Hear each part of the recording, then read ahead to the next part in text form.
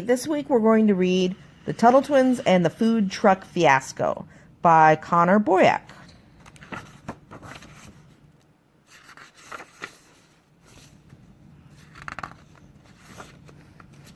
Okay, pull over everybody, Emily shouted as she waved a large sign in the air so passing drivers could see what she and Ethan were selling. The Tuttle Twins had been running a lemonade stand for a few months. On hot, sunny days, more people would stop for a refreshing drink. But on cooler days like today, there was less interest. Ethan was getting bored and drinking too much of their lemonade. "What? I'm thirsty," he said to Emily as she frowned at him in disapproval. Cars had been driving right by them all afternoon, and the twins were beginning to wonder if it was time to close down for the day. Just then, Emily spotted a bright green truck. "Hey, Amy's here," she said as the truck came to a stop. Amy's family lived down the street from the Tuttles. "Just what I'm in the mood for," she said, exiting her truck. "Can I buy a cup?" "The cups are free, but you can buy some lemonade," Ethan replied, chuckling loudly. Emily handed Amy her cup of lemonade in exchange for 2 quarters. "Could we look inside your food truck?" she asked Amy. "I've always wanted to see what it's like." "You bet," Amy said. "It's like a kitchen on wheels." She let them explore the truck as she heated up a couple of slices of leftover pizza for them. Ethan was very curious and had lots of questions about Amy's business. "This is your job?" he asked. "How do you find all of your customers?" "With this truck, I can go where the customers are," Amy told them. "For example, a bunch of food trucks will be at the football game this Saturday." "Our family loves to go to football games," Emily said excitedly. "We are big Tigers fans." Ethan's mouth was full of Amy's macaroni and hot dog pizza, so he simply nodded in agreement. "Then maybe I'll see you there," Amy said, waving goodbye. As she drove off, another customer stopped by for some lemonade. It wasn't hard for the twins to convince their parents to take them to the game that Saturday afternoon. "There are so many food trucks," said Mrs. Tuttle as they pulled into the parking lot. The family was excited to get some yummy lunch before the game. Emily smiled as she looked around. There were so many different food trucks with different designs and delicious smells. "I'm going to get some tacos," Mr. Tuttle said. He handed some money to the twins. Mrs. Tuttle decided to try a bacon cheeseburger. "Let's meet up when we all have our food," she said, as she started toward a silly-looking truck that was half cow, half pig. "There's Amy's truck," Ethan shouted, pulling on Emily's arm. Emily had been talking all day about how great Amy's pizza was. The twins ran through the crowd to get a few slices to eat. The twins had to wait in line. Amy's food truck was pretty popular. While they waited, they noticed a big "for sale" sign on the side of the truck. "Amy, why are you selling your food truck?" asked Ethan once it was their turn. "I thought you really liked your job." Amy's smile quickly disappeared, and she became sad. "I really wish I could keep doing it, but I'm not making enough money," she replied. The twins were confused. "But there are lots of people buying your pizza," Ethan said. "So what's the problem?" "Well, the laws in our city make it really hard to own a food truck business that's profitable, meaning that it makes more money than it costs to operate." Amy showed the twins a paper that listed all of the laws food trucks had to follow. "I have no idea why there are so many regulations," she said, "but these rules are to blame for putting me out of business. I just learned that one of the laws won't let me bake my fresh dough unless I buy a really expensive oven, like the ones in a normal restaurant," Amy added.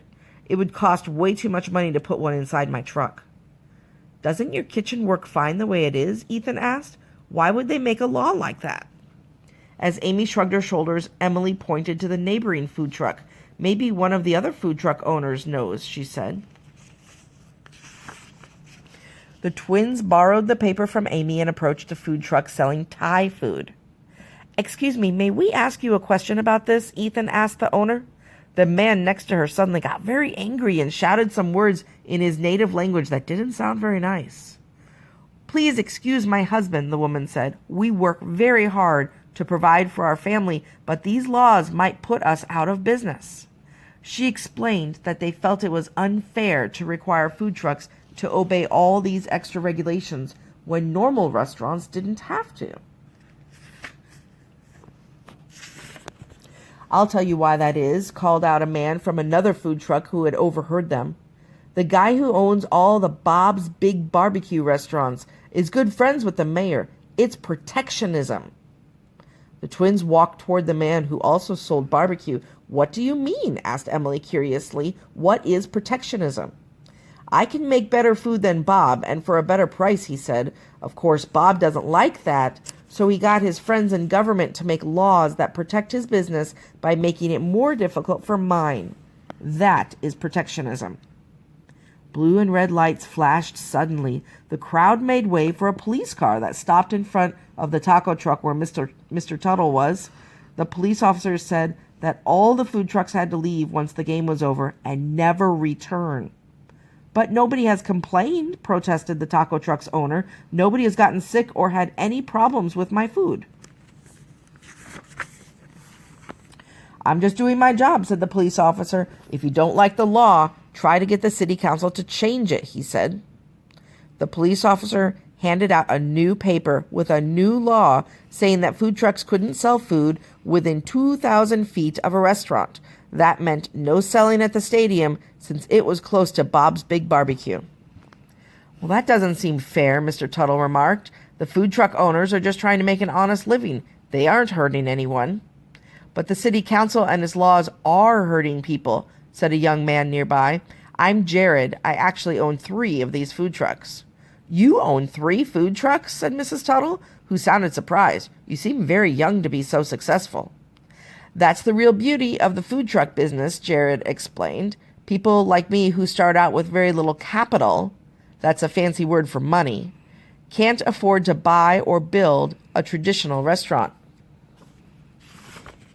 But because a food truck costs less than a building," he said, "I can offer great food for a better price than the big restaurants." "That's called competition," Mr. Tuttle explained to the twins. "Each business tries hard to make the best food for the lowest price in order to get more customers and make more money." "Exactly," Jared replied. "My first priority is to keep customers happy and safe," he explained. "If my prices are too high or if customers don't like my food, they will go somewhere else. But the worst thing to happen would be if my food made someone sick. They would tell their friends, and my business would suffer."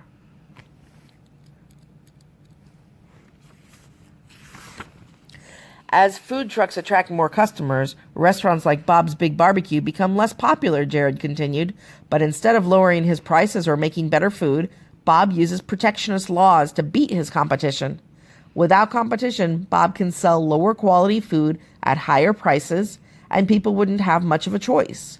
These laws are really bad for customers." Mrs. Tuttle also pointed out that the government often claims these laws protect customers, but they actually just help Bob's Big Barbecue, she said. "That's right," Jared replied, smiling. "I need to care for my customers in order to stay in business. That's why I pay experts to test the cleanliness of my trucks and the quality of the food. My food is healthier and safer than what you might buy in many restaurants," he added. "I don't need the city council to tell me how to run my food trucks." "We shouldn't have to follow these unfair rules or pay extra fees," he said, pointing to the other food trucks. "But wouldn't it bother you that you'd be breaking the law?" Emily wondered. Oh, hold on a second. I think that's right. "Look, we're all Tiger fans here, right?" Jared asked. "Imagine if the referee was a fan of the other team and he made the Tigers play by harder rules so that his favorite team won. That would be unfair," Emily said. "Exactly," Jared replied. "But we wouldn't blame our team. We'd blame the cheating referees." "It's the same thing with food trucks," he continued. "The city council is hurting businesses like mine in order to help the other team win. In this case, restaurants like Bob's Big Barbecue." After enjoying the football game, the Tuttles walked back outside where they heard some horns honking. The food trucks were driving away from the stadium to follow the police officer's orders. "Don't worry about us, we'll manage even with this new law," Jared told the family. Suddenly, Ethan remembered what the police officer had said earlier. "Hey, what if we could get the law changed?" he wondered aloud. Jared looked skeptical. "Good luck with that," he said, waving goodbye to the Tuttle family. "If you could somehow make that happen, you would be our heroes." Ethan and Emily didn't know how to change the law. Who would they have to talk to?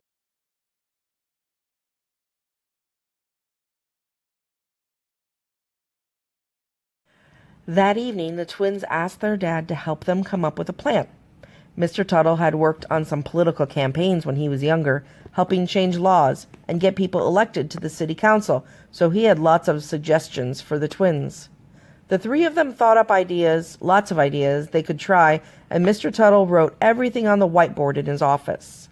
To change these food truck laws, you have to educate people, he explained, and to do that, you have to get their attention. Soon the plan was complete. The twins had an idea they felt would get people's attention and get them to pressure the city's mayor and council into changing the law.